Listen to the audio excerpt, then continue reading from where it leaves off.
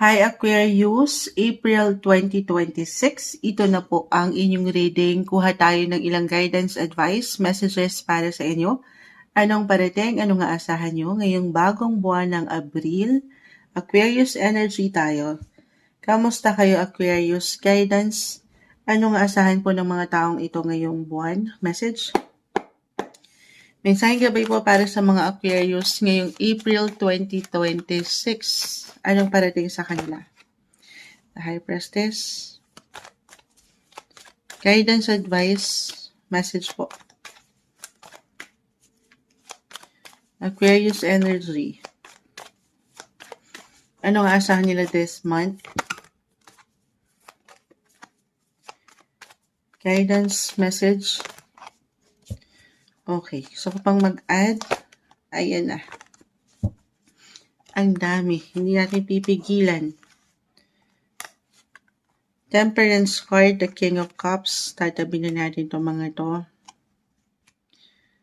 The Fool is in reverse. The World. Wheel of Fortune. So, I feel ngayong buwan, Aquarius, parang on the go yung mga sitwasyon. Or mapapadalas ang paglabas nyo. May ganun ba? Maaaring ngayon pa lang may mga nakaset na kayong schedule for some of you. May lakad kayo. Ay, saan nang punta? Worldwide. 8 of Wands, andito din. So, it doesn't matter kahit short or long distance travel ba ito. Maaaring konektado rin po sa inyong mga buhay, trabaho, paggawa. May travel ba kayo guys? Ang daming bumagsak pero iisa lang yung iniiwan ng ilan. Anything connected. Actually, Aquarius, ito na, papasok tayo, Aries season, nag-highlight ngayon. Ang inyong mga third house, napakalawak niyan. Travel din po si third house. Transportation. So, meron may pagbiyahe. May ilang road trips kayo. Oo. So, again, connected pwede ito sa work or for pleasure. Why not? Pero ito lang tayo ha. Although tapos na nag-direct na, tama ba? Magda-direct pa lang. Si Mercury,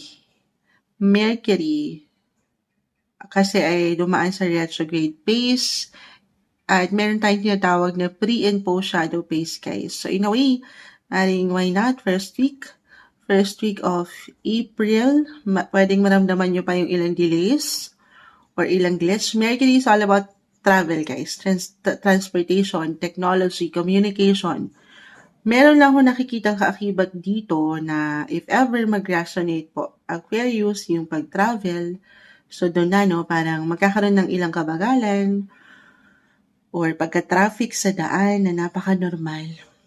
So dito, pinapaalalahanan ka ng baraha, patience, more patience Aquarius.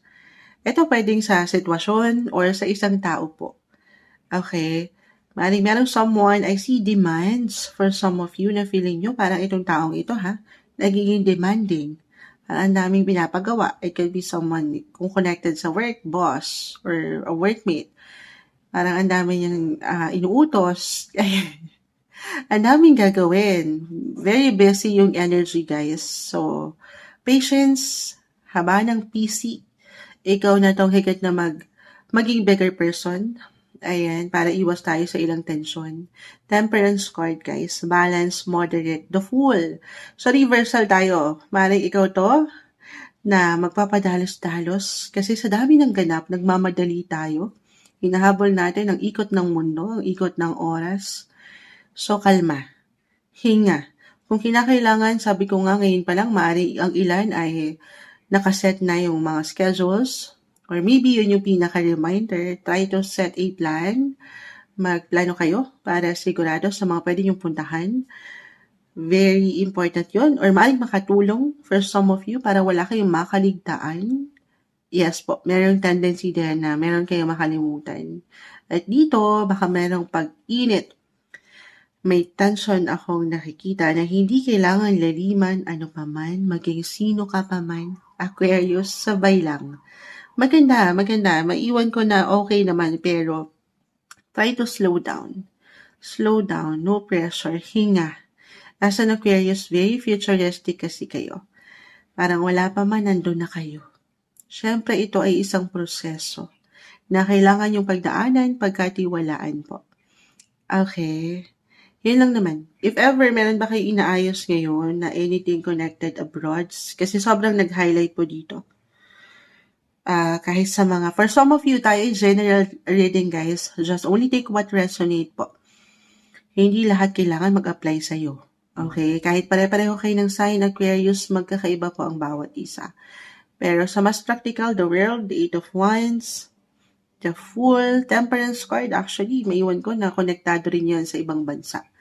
Kung itong meron ba kayo inaayos, inaasikaso, ilang travel documents, visa, passports, yung ganyan, claim natin ha. Lalo pa kung naramdaman nyo na nitong mga nakalipas na linggo, yung pagkabagal, then maybe this is a sign na mas maalwan na ngayon, mas mararamdaman yung smooth transaction.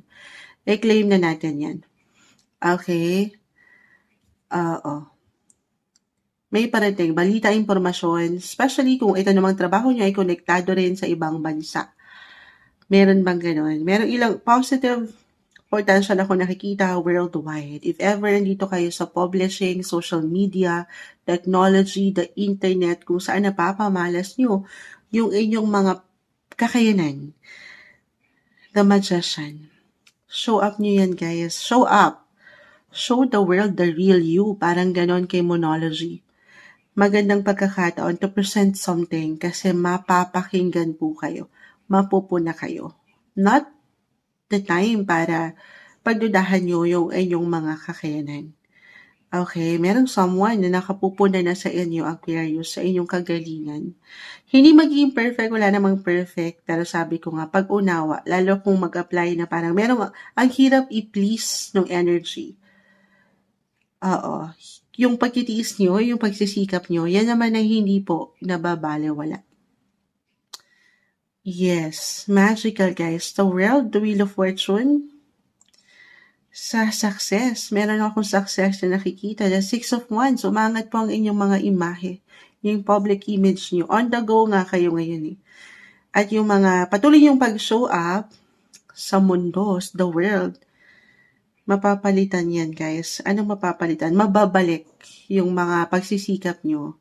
Doble, triple, i-claim natin na meron pong balita, impormasyon, good news, good luck guys sa part na yan. Kasi nga, nagtiis kayo, nanlaban kayo, hinabaan nyo ang inyong mga PC.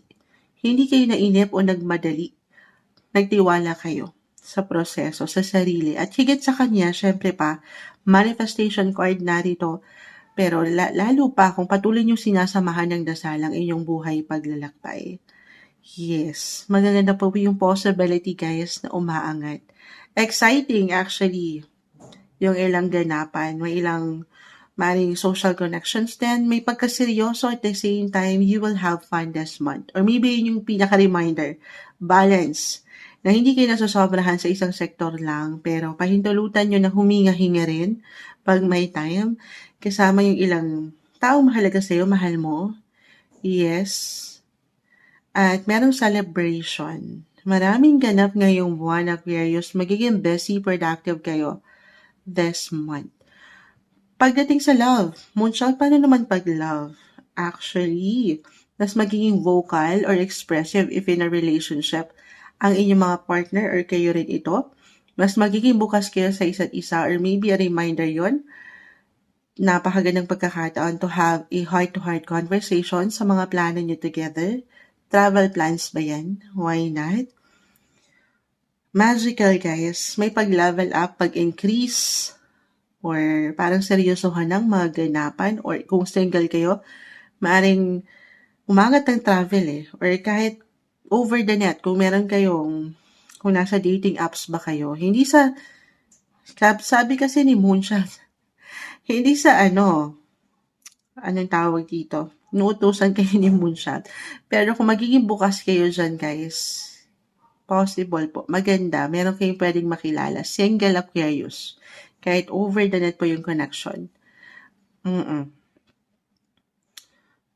May kilig, may spark. Or kung ngayon pa lang nandito na kayo sa LDR, oo, ang ganda. sumasakses. Maging bukas lang kayo, patuloy lang kayo maging open kahit pa hindi madali yung ideya ng LDR. Pero paangatin yung opportunity na merong sagana, merong growth yung connection. Actually, guys, may good luck, may something swerte akong nakikita sa relasyon man or buhay karera. Nagle-level up, umaangat, tumataas ang mga situation, nagde-develop yung relationship nyo. Okay. Ano pa? Aquarius, the World Temperance card. Kasi, why not? Na-mention ko na rin, sobrang nagbibigay din travel. Ninth house. It's all in the ninth house. Education. Meron ba magbabalik eskwela or meron magtatapos ngayon? Napaka-normal sa mga estudyanteng nakikinig. Congratulations na agad. If ever magdi-defend kayo ng thesis or anything, claim natin na ito'y may ipapasa, malalagpasan. Mahirap man mai-please or may ilang demands sa mga pwedeng mag-ano sa inyo. Ano bang tawag dito? Ano ba tawag doon? Nakalimutan mo siya. Yung pag nag-defend ka ng thesis, merong professor. May tawag doon eh. Nakalimutan na ni Moonshot. Ang tagal na nating nakatapos. Pero ayan, maganda. I see na merong completion, recognition, achievement, guys. Nagde-level up kayo. Ayan, be ready. Be ready sa mga bagong simulain pa. Malawak. Nagiging malaya yung energy, free-spirited, happy ang umaangat sa inyo. Ang dami, ang lawak yung nakikita ko, guys. So, kakalmahan, stay grounded, stay humble kasi I feel na may pag-increase, pagtaas talaga. Lumilevel up kayo. Aquarius, hindi na kayo ma-reach. Sana all. Ayan. So, kalma, hinga, be present lang din ha. Stay grounded. Ayan, samahan ng dasal ang inyong patuloy na buhay, paglalakbay. Ito yung guidance, alam ko may hugot pa, yung ilang messages na umaangat sa inyo. Mensaheng gabay lamang po ngayong April 2026, Aquarius.